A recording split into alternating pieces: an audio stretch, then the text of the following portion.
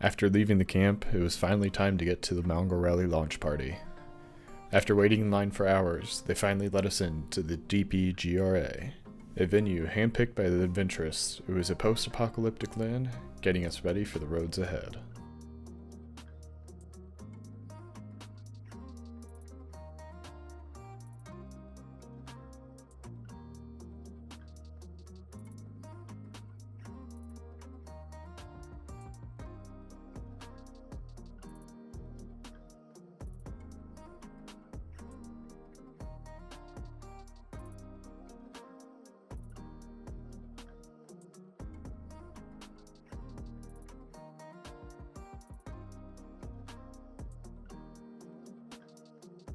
After being directed to a parking spot, we walked through lines and lines and lines of cars before arriving at the main event where they showed us tastes of Mongolia, including wrestling, song and dance,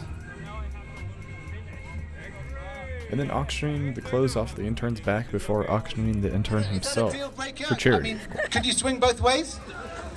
Everything for climate change, right? Whoa! What a good guy! So, Carlos, if you could stand on that.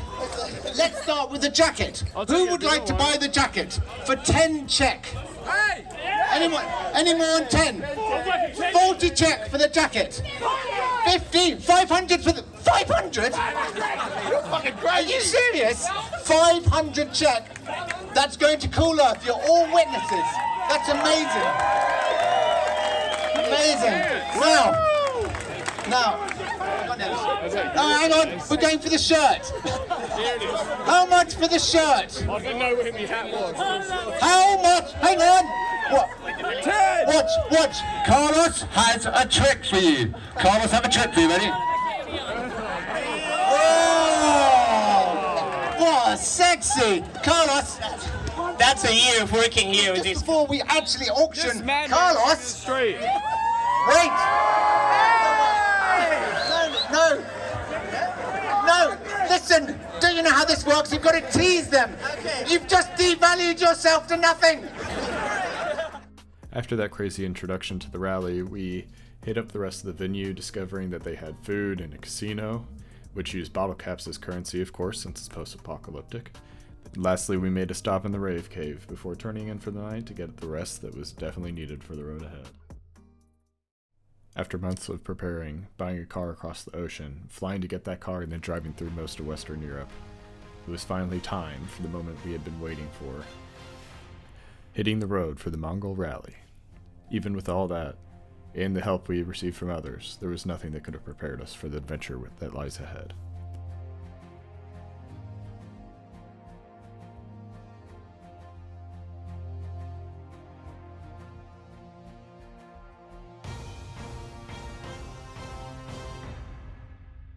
By the time we got to the first village, most of the ralliers had dispersed, everyone taking their own path to get to Mongolia, all different adventures, but some of them were stopping by the Black Sea, where the Mongol Rally was hosting a beach party that happened to be on my birthday, July 19th.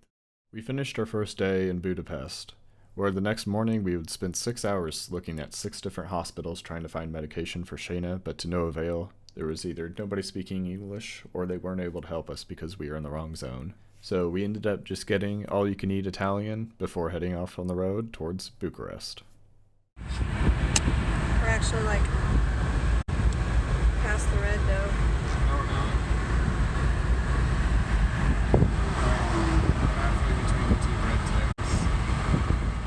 We ended up having to push the car over the Romanian border just to save enough gas to drive it to the next station on the other side, because I was trying to get a better price whenever we passed the last gas station before that, which was a hour or two back.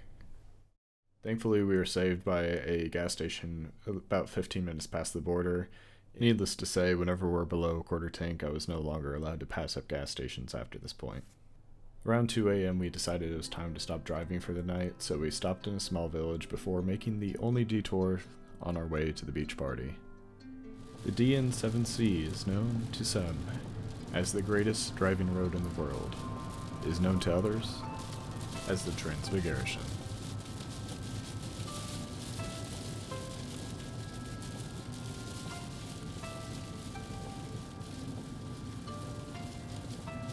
The names are looking pretty rough right now.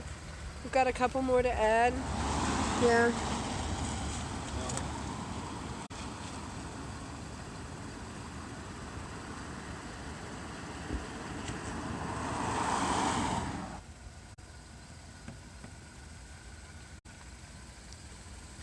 Don't yank it off. Make sure it doesn't yank off by yanking on it.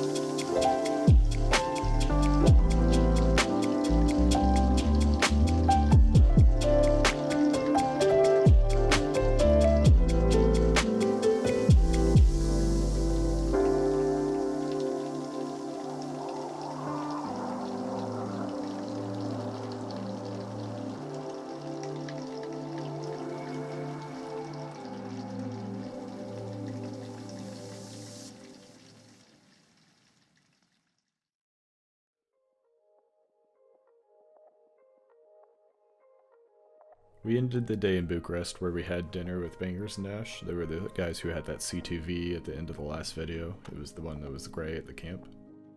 The next morning was an early morning due to the fact that I found a bed bug in my bed, so I decided it was a good time to leave and start heading towards the beach party so that we could get a head start on our day, and I wasn't about to let that get a big hold of my emotions.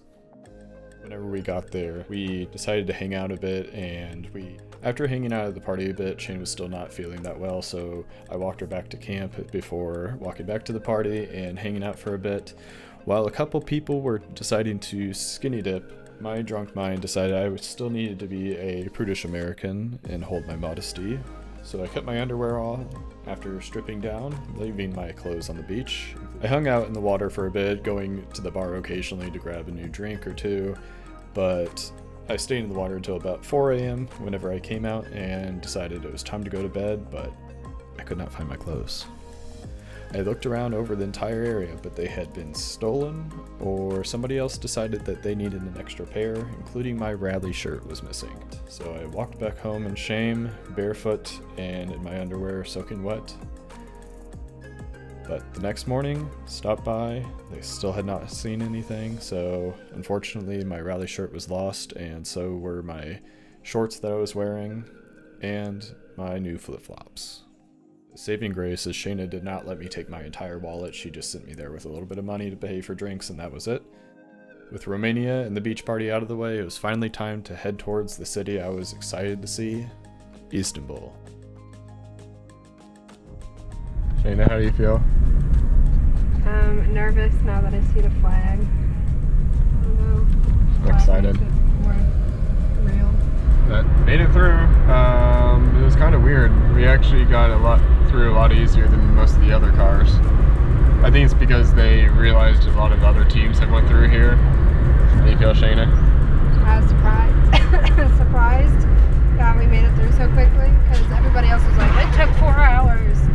And it only took us probably took us 35 40 minutes, 40, yeah, ish, just because we didn't know what we were doing, and we walked around a bunch of times and tried to translate things. Or not translate, but try to understand people. So. Alright. Heading on through.